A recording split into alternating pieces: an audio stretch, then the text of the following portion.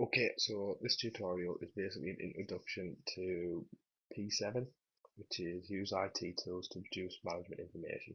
And last lesson for P6, we looked at selecting information to support the business. This lesson we'll be looking at using IT tools to produce that information that the management can use. So basically making it more user friendly to look at.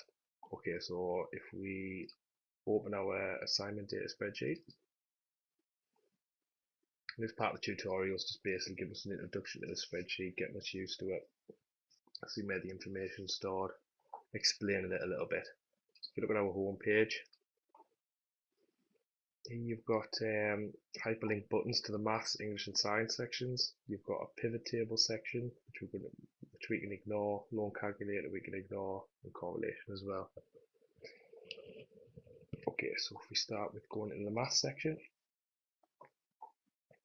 scroll up, at the top of the page there you can see a summary, which you will have probably looked at for P6, but basically gives you the budget information, how much is created, invoiced and paid, different things like that.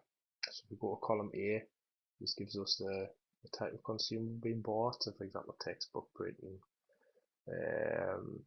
other permanent stock, the date it was bought, supply code and supply name go hand in hand, not really applicable for what we need for the pivot table, but may become useful if we go on to extension tasks.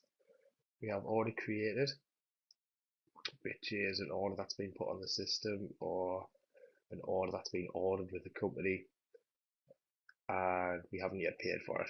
Invoiced is billed, so basically that will have been order created, but when we got billed it got moved over to the other column. And then we have paid, which is obviously money that's come out of the bank for the consumables on the left hand side.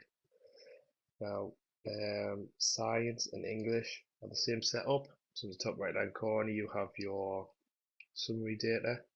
Left hand side you've got type of product being bought, the date, supply code, supply name, and again for English, same setup.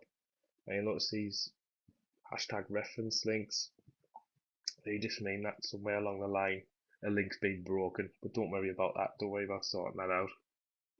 Again, this may be put down as an extension task, this is a further reading style of thing. But basically, yeah, that's it. That's an introduction to the spreadsheet. The next tutorial will be about gathering information to use in our pivot table.